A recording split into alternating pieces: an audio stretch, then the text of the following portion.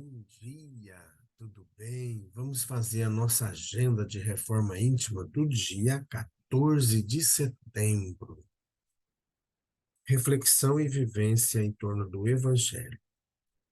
Um samaritano, porém, seguindo o seu caminho, veio onde estava o homem e, ao vê-lo, se encheu de compaixão. Aproximou-se dele, pensou-lhe as feridas, deitando nelas óleo e vinho, colocou-o sobre a sua alimária e o levou para uma hospedaria, onde cuidou dele. Lucas 10, 33 a 34. Meta do mês: desenvolver o perdão e combater a vingança. Perdoar aos inimigos é pedir perdão para si próprio. Perdoar aos amigos é dar-lhes uma prova de amizade. Perdoar as ofensas é mostrar-se melhor do que era. Paulo Apóstolo, na obra O Evangelho segundo o Espiritismo. Meta do dia: ante as faltas de outrem, combater sentimentos de vingança como a queixa, o revide, a perseguição e a hostilidade. Sugestão para sua prece diária: prece rogando a Deus o combate à vingança e à hostilidade. Bondoso Jesus, nós nos colocamos nesta manhã para agradecer a noite que passou, mas também, Jesus, para pedir que as orientações do teu Evangelho possam a cada dia circular por nós, para que consigamos trabalhar no nosso íntimo o amor, afastando de nós todo o desejo de vingança, toda a malquerência. Fica conosco, Jesus. Graças a Deus. Meus amigos, hoje, quinta-feira, é o dia de reunião pública em nossa casa espírita. Aliás, desculpem, é dia de reunião administrativa. É uma reunião online e momentos de nós discutirmos tarefas, implantações de novos serviços e avaliar toda a conduta, tudo aquilo que já está implantado, onde devemos melhorar. Então, é um momento de participarmos dessa atividade. Queremos lembrar aos amigos que no próximo final de semana todas as atividades voltarão ao normal, né? Falo assim porque semana passada nós tivemos o nosso encontro fraterno. Então nós teremos a evangelização com as crianças, com os jovens, com os adultos, o tratamento espiritual, teremos também a distribuição da sopa fraterna aos sábados, às 8 horas da manhã, o encerramento previsto para meio-dia. No finalzinho da tarde, às 4h30, nós teremos as aulas dos cursos da Global Kardec Brasil, a Escola de Estudos Espíritas. Então, vamos aí pegar firme, né? Aproveitar esse momento que Deus nos concede para o estudo, para o trabalho. Meus amigos, nós estamos estudando o livro O Evangelho por Emmanuel, Comentários ao Evangelho segundo Lucas. Então vamos para a mensagem de hoje. Dai e vos será dado. Darão para o vosso regaço boa medida, compactada, sacudida, transbordante. Pois com a medida com que medis, sereis medidos de volta. Lucas, capítulo 6, versículo 38. Doação e nós. Deus te deu a ciência, a fim de que a estendas em benefício de nossos irmãos, com tal devotamento que a ignorância jamais consiga entenebrecer os caminhos da humanidade. Deus te deu o discernimento para que o teu concurso verbal ajude a compreensão dos que te ouvem, de tal modo que a tua presença, seja onde for, venha a se constituir em luz que dissipe a sombra do desequilíbrio e o nevoeiro da discórdia. Deus te deu a autoridade, a fim de que exerças a justiça com misericórdia, de tal maneira que a compaixão não desapareça do mundo sob as rajadas da violência. Deus te deu a fortuna para que o teu dinheiro se faça coluna do trabalho e da beneficência, com tal abnegação que a penúria jamais aniquile os nossos companheiros ainda menos felizes nas trilhas da provação e do desespero. Deus constantemente algo te dá. Entretanto, só conservarás e multiplicarás os talentos recebidos através das doações que fizeres. Todos somos tão somente usufrutuários dos bens da vida, os quais, no fundo, pertencem unicamente ao Senhor do Universo, que nos conserva nas mãos, segundo o proveito e o rendimento que lhes venhamos a imprimir. Dai e dar-se-vos-á, afirmou Jesus. Isso, na essência, quer dizer: Deus te dá para que dês.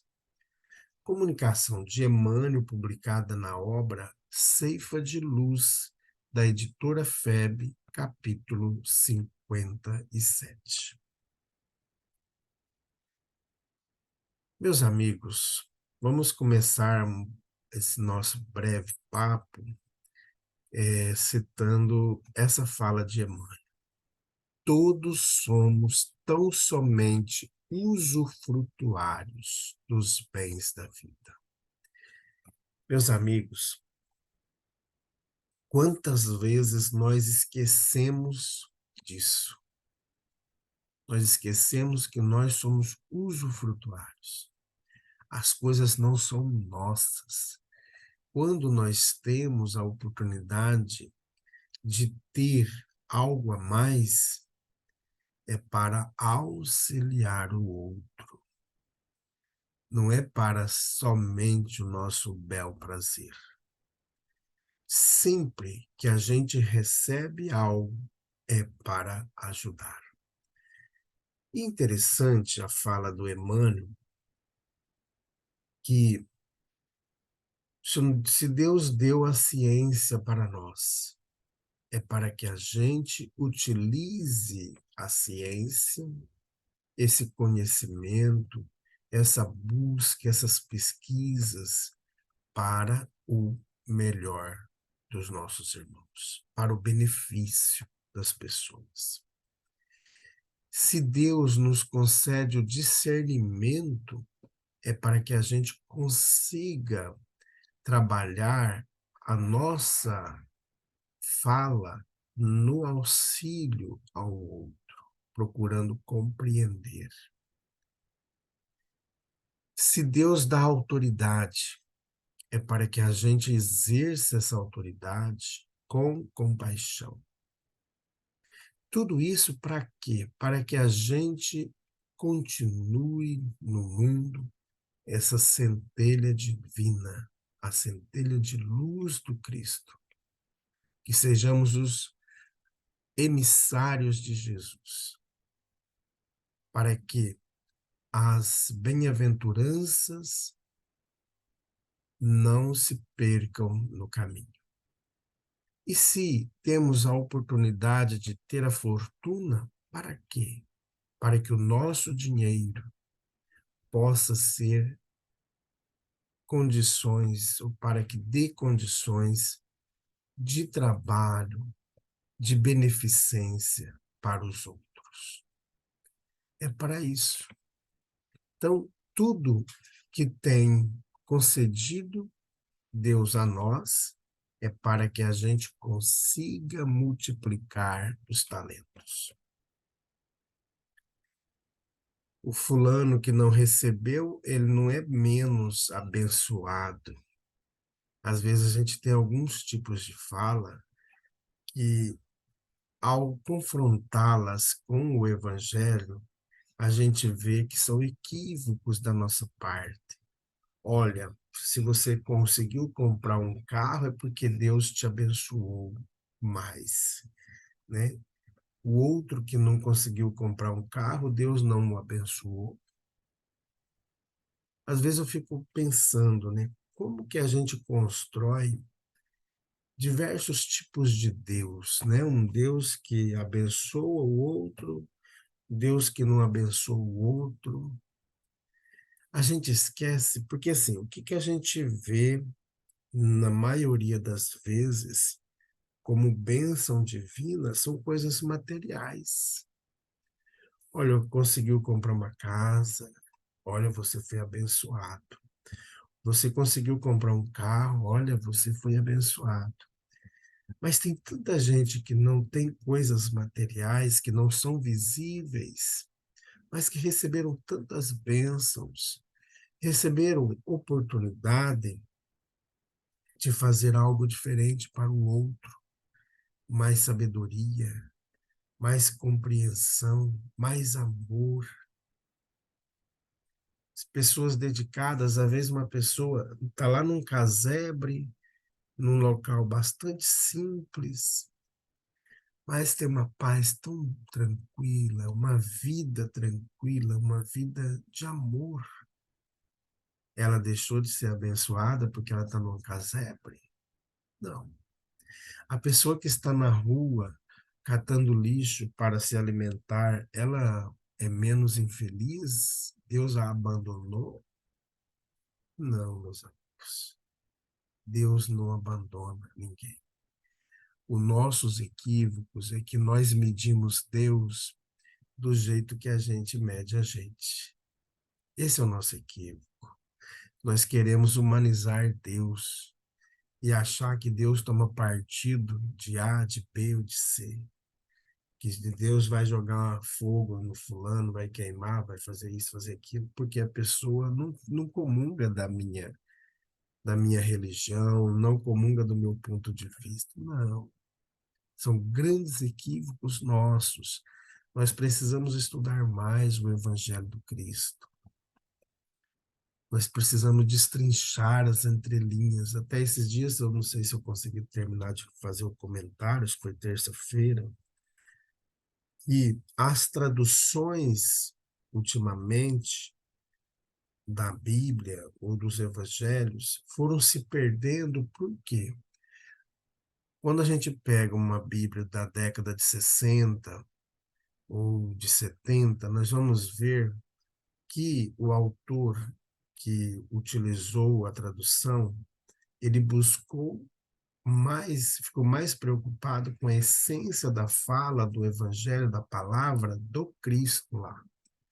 Claro que sempre tem alguns detalhes no meio do caminho, mas ultimamente a gente começou a deixar com que os sinônimos mais recentes, que às vezes não quer dizer nada daquilo que o Cristo disse lá, porque a gente foi distanciando do significado original daquela palavra, E aí, quando a gente vai estudar uma palavra que foi colocada como sinônimo, ela não quer dizer nada daquilo que o Cristo disse.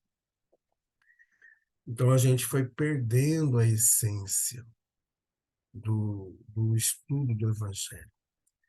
Então, é importante sempre a gente buscar que é o significado daquela palavra, dentro daquele contexto em que Jesus estava, para que a gente não fique inventando situações, criando coisas para me agradar, mudando frases ou até discursos do Evangelho, da própria Bíblia, porque eu não concordo com aquela palavra, porque aquela palavra vai fazer isso aqui.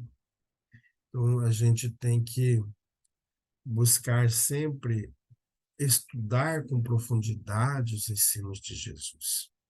Não precisamos ser teólogos, não precisamos ser nem um gabaritado, mas é importante a gente, todos os dias, tirar um tempinho para nos aprofundar nos ensinos do Cristo.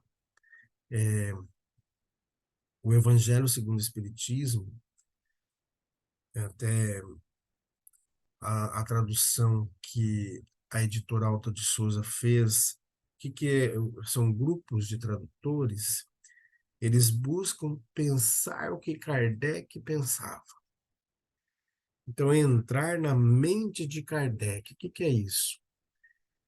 Quando Kardec escreveu lá em francês aquela frase, aquele texto, qual que era a vida política, social, econômica da localidade, como que se deu todo o processo de instrução do plano espiritual para que se construísse aquela argumentação, aquele texto. Então é importante quando a gente vai estudar, a gente pensar o que o Cristo pensou com aquela fala, o que ele quis dizer. Quando a gente vai buscando isso, nós vamos entendendo melhor os ensinos de Jesus. Não busquemos no Evangelho conceituar Jesus ou Deus dentro do nosso ponto de vista, como querendo humanizar Deus, né? Querendo falar que Deus fica com ódio, que Deus vinga, que Deus faz isso, faz aquilo de mal.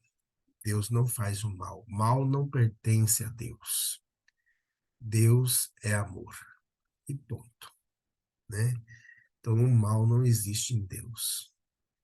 Meus amigos, vamos fazer prece. Graças a Deus, nós agradecemos, Jesus, por todos os dias recebermos essas pérolas do Teu Evangelho, que vai ampliando os nossos conceitos, vai ampliando a nossa compreensão, o nosso discernimento, vai trazendo luz, vai trazendo paz. Que o Seu amor, Jesus, possa todos os dias irradiar em nós e que consigamos transmiti-lo a todos que se aproximarem de nós.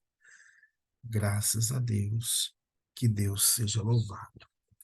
Meus amigos, tenhamos um bom dia e que Deus nos abençoe a todos. Fiquemos em paz.